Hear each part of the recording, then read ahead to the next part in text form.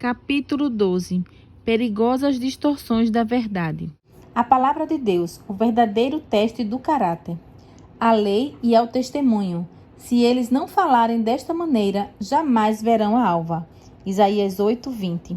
Nos tempos bíblicos, a resistência de uma fortaleza ou cidade, e às vezes de uma nação, era determinada pela força de seus muros. Alguns muros tinham de 3 a 6 metros de largura e se estendiam por quilômetros. Um exemplo clássico é a Grande Muralha da China, construída por volta de 7 a.C., com quase 9 metros de largura na base de algumas partes. Essa muralha se estendia por milhares de quilômetros e serviu para prover proteção e fortificação à China ao longo de muitos anos. Quando muros fortificados entravam em seu caminho, era quase impossível para um exército inimigo assumir o controle de uma cidade ou nação. Por causa disso, os comandantes militares sabiam que precisavam lançar mão de táticas de batalha sutis a fim de ter sucesso na guerra. Uma delas era enviar espiões para encontrar uma brecha ou ponto fraco no muro. Os espias também buscavam um portão que não fosse fortemente guardado. O diabo trabalha da mesma maneira em seu ataque contra os cristãos hoje. Ele não quer perder tempo tentando derrubar um muro fortificado, se pode se infiltrar por meio de uma pequena rachadura. Por isso, ele está em constante busca por uma brecha. O tempo inteiro, testa os tijolos em volta de nossa fortaleza espiritual, a fim de ver se consegue encontrar um ponto fraco ou uma pedra solta que possa tirar para entrar furtivamente. Confere a todo instante se não deixamos a porta dos fundos sem tranca ou se esquecemos a chave por perto. Satanás não se importa com o nome da brecha em nosso muro, nem com seu tamanho diminuto. Ela pode se chamar impaciência, luxúria, vaidade ou recusa em perdoar. Pode até receber o nome de descrença ou distorção da verdade. Contanto que consiga encontrar uma brecha, ele consegue entrar e provocar todo o dano que deseja dentro da fortaleza espiritual de nossa vida. É triste dizer, mas ele tem obtido muito sucesso dentro do cristianismo. Muitos cristãos vivem hoje em constante estado de angústia, cercados pelo inimigo por todos os lados. Não há muro de proteção ao nosso redor e ficamos sem defesa contra os ataques de Satanás em nossa vida. Em consequência, seguimos guardando o rancor de Deus por permitir que coisas ruins nos aconteçam, esquecendo-nos o tempo inteiro de que temos um inimigo no inferno concentrado em nos destruir e que logrará êxito se deixarmos nossas armas de batalha intocadas no chão e os muros ao redor de nossa cidade em ruínas. Embora Deus realmente permita provações e sofrimento em nossa vida a fim de purificar nosso caráter e nos fazer crescer, falarei mais sobre isso em breve, um dos meios mais eficazes de Satanás derrubar os muros de nossa fortaleza espiritual é nos fazer culpar Deus pelas coisas que Ele mesmo orquestrou, e tem sido extremamente bem-sucedido nessa tática de batalha espiritual. Fatos das Escrituras nos dizem que Deus não pode mentir, que Ele é justo, misericordioso, amoroso e cuida com carinho dos seus. No entanto, Satanás obtém sucesso ao convencer muitos dentro do mundo cristão de que o contrário é verdadeiro, de que Deus vem para roubar, matar e destruir os próprios filhos, só para que possamos aprender uma lição espiritual. Isso não poderia estar mais longe da verdade. Ao avaliar essa tática sutil do inimigo, revisemos algumas verdades básicas das Escrituras acerca do caráter de Deus e do nosso destruidor. A compreensão dessas verdades afeta nossa maneira de orar. A palavra de Deus, o verdadeiro teste do caráter. O esboço a seguir, compilado por minha amiga Leslie Ludd, contrasta o caráter de nosso Salvador com o caráter do destruidor, Satanás. A compreensão dessas diferenças nos ajuda a reconhecer com maior rapidez e precisão os pontos fracos ou as brechas em nossos muros espirituais. Brechas que com muita frequência não passam de mentiras que distorcem o verdadeiro caráter de Deus. Luz versus trevas. Em 1 Pedro 2,9, é dito que Deus nos chamou das trevas para a sua maravilhosa luz. Pense nas qualidades da luz, clara, sem confusão, sem distorções, brilhante, alegre e cheia de esperança. O oposto da luz são as trevas. Satanás é o príncipe das trevas. Isso significa que ele é o príncipe de tudo aquilo que causa temor, confusão, indistinção, opacidade e proibição. Qualquer confusão, medo ou escuridão não vem de Deus. Vida versus morte. João 10:10 diz: o ladrão vem somente para roubar, matar e destruir. Eu vim para que tenham vida e a tenham em abundância.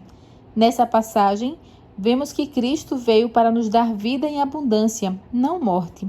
As qualidades de uma vida plena são alegria, saúde, completude, força, pureza, sucesso espiritual e multiplicação de bênçãos. Algumas características da morte são doença, enfermidade, cegueira, surdez, mudez, aleijamento, transtorno, fragilidade, corrosão da força física e espiritual, apagamento das bênçãos e esgotamento de recursos. Qualquer coisa que transmita esses atributos de morte em nossa experiência diária não vem de Deus. A inspiração nos informa: doença, sofrimento e morte são obra de um poder antagônico. Satanás é o destruidor, Deus o restaurador. Com isso em mente, em vez de aceitar toda enfermidade física ou espiritual que rouba a vitalidade como algo que sempre é a vontade de Deus, devemos reivindicar a promessa de Lucas 10:19, na qual o Senhor nos diz: eis aí vos dei autoridade para pisar de serpentes e escorpiões, sobre todo o poder do inimigo, e nada absolutamente vos causará dano. Clamar promessas como essa pode parecer meio radical e tendemos a nos intimidar diante de qualquer coisa que pareça muito ousada e audaciosa. Afinal, sabemos que o evangelho de falar e clamar para a própria vida é errôneo, mas se nós cristãos buscamos sinceramente eliminar todo o mal e seguir ao Senhor com dedicação radical, como os 70 a quem Cristo enviou, podemos pedir a Deus que cumpra essa promessa em nossa vida também. É claro que devemos manter em mente que Deus não costuma interferir nas leis de causa e efeito. Quando fazemos escolhas destrutivas, Ele normalmente permite as consequências destrutivas da decisão. Se não temos uma vida saudável, não devemos nos surpreender ao ficar doentes.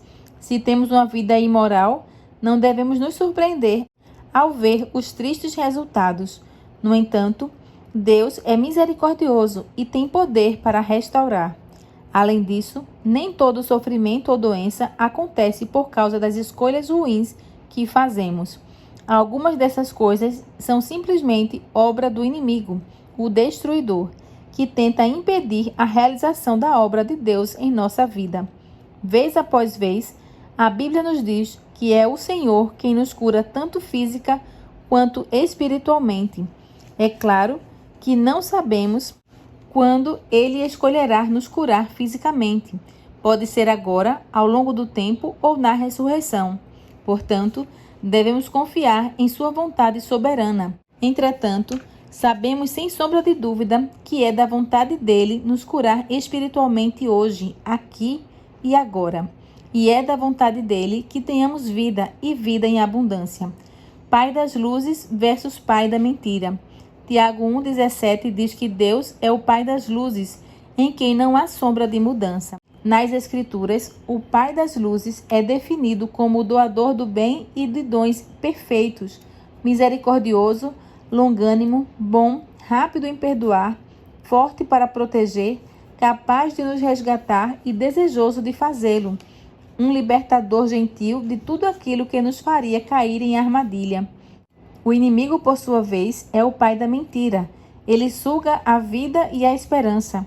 É condenador, sussurra falsidades, é um crítico nocivo da alma, duvida das habilidades divinas, persegue o espírito, defende a carne e busca constantemente menosprezar a natureza paternal de Deus. Qualquer coisa que nos faça perder a esperança ou degrade nossa confiança em Deus não provém do Senhor. Você já pensou? Veja todos os erros que eu não paro de cometer. Como Deus poderia me salvar?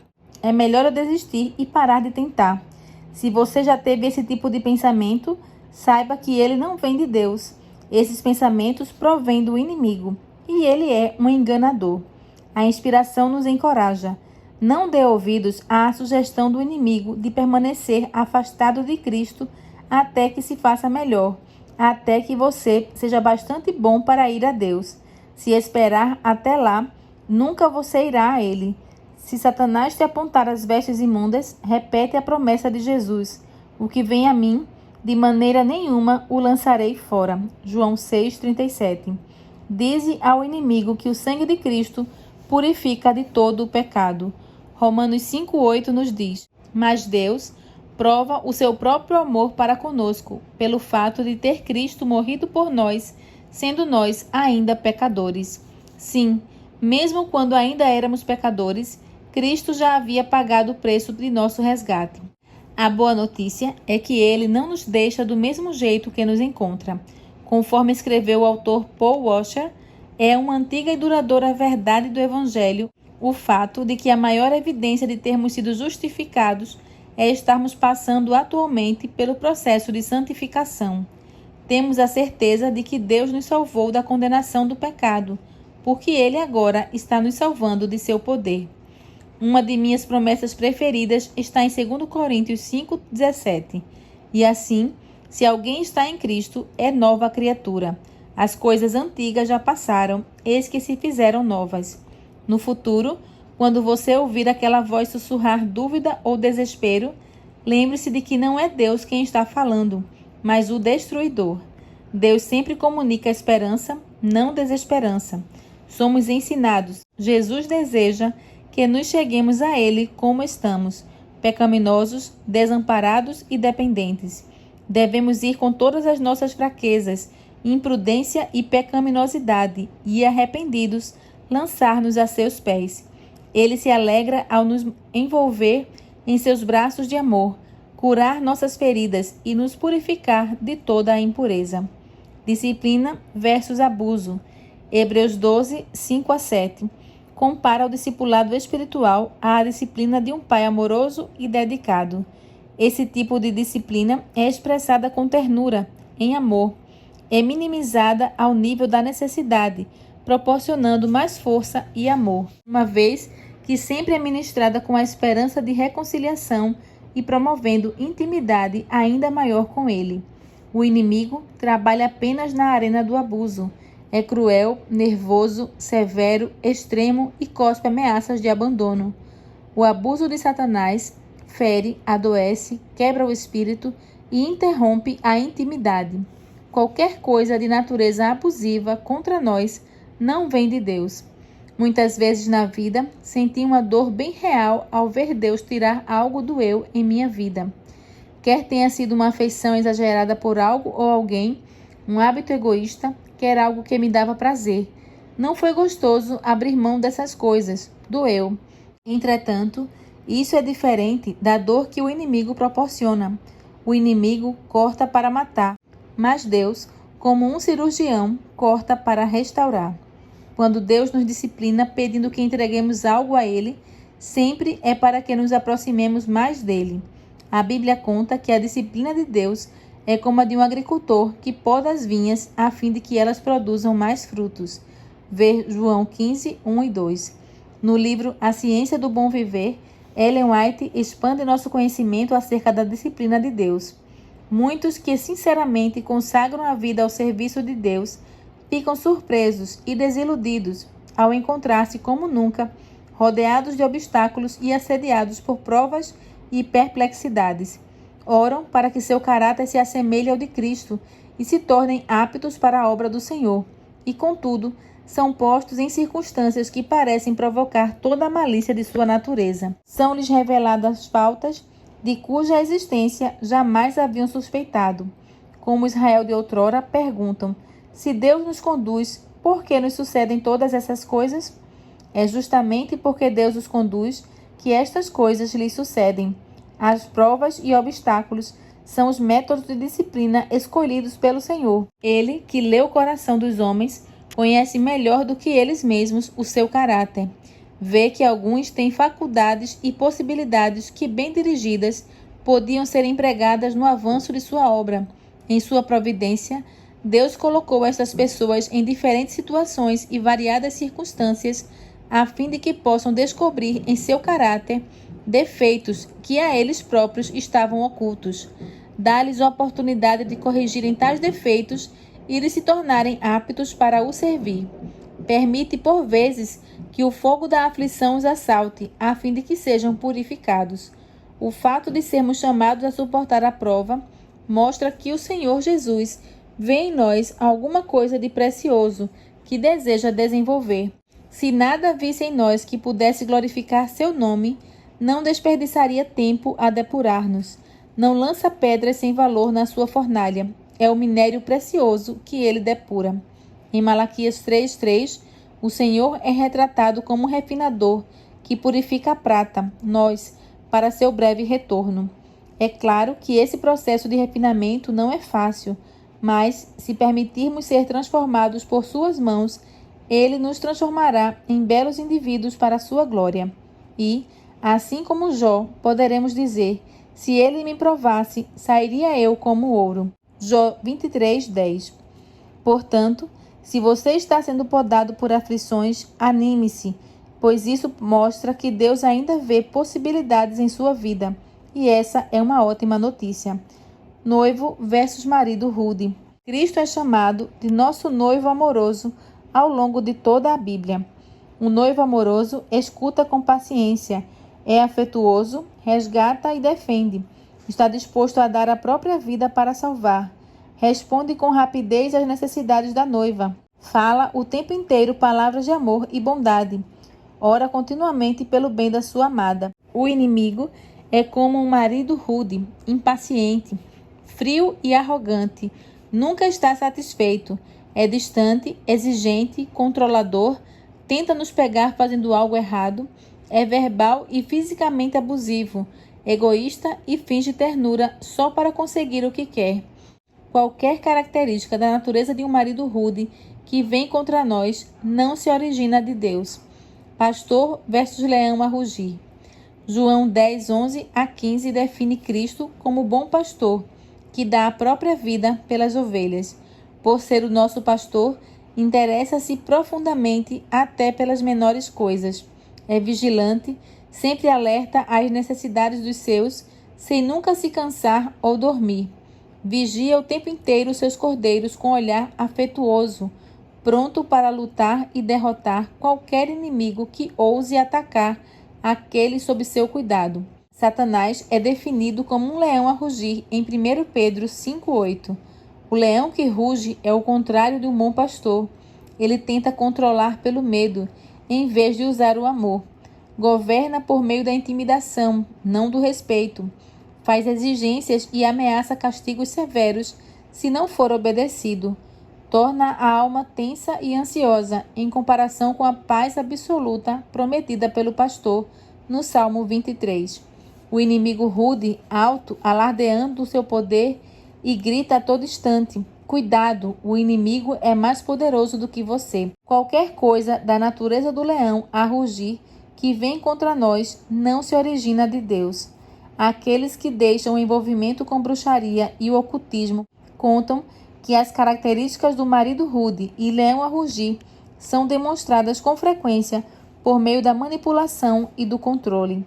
Se não realizarem determinados rituais da maneira correta ou reverenciarem os espíritos o bastante, destruição, maldições e, às vezes, até mesmo a morte vêm como consequência. Lembro-me de vivenciar essa realidade de perto, quando fui estudante missionária em meio às florestas da América do Sul. Os nativos, alguns deles já adventistas, continuavam a viver com o constante temor de ofender os espíritos. Em contraste com o leão que ruge para nos destruir, servimos a um pastor amoroso. O belo tema que perpassa toda a Bíblia é a redenção. Em vez de ser um feitor irado que tenta nos pegar fazendo o que é errado, encontramos um Deus de amor que conduz seu povo à justiça. No entanto, quando o povo decide permanecer no pecado, o Senhor não tem escolha a não ser permitir que recebam o salário do pecado, a morte. Romanos 6:23. No entanto, Deus não tem prazer em trazer juízo aos ímpios. Ele sempre é rápido em proporcionar restauração quando seu povo se volta para ele. Ezequiel 33:11. É importante lembrar que, por vivermos em um campo de batalha, nosso planeta, nós continuaremos a sofrer as perdas da guerra, muitas vezes sem entender o porquê, até Jesus voltar a fim de nos levar para casa. Entretanto, não podemos nos confundir mais em relação ao caráter do nosso Deus. Em vez de ser um destruidor, ele veio salvar as ovelhas perdidas, que somos nós.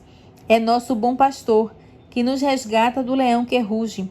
Quando entendermos isso, estaremos bem mais perto de fechar as brechas espirituais de nossa alma e permanecer fortificados para resistir vitoriosamente aos ataques de nosso arqui-inimigo. Lembre-se, a verdadeira prova de caráter do nosso Deus é revelada em sua palavra. Se não conhecermos a palavra, não o conheceremos. Portanto, temos que nos familiarizar com sua palavra hoje.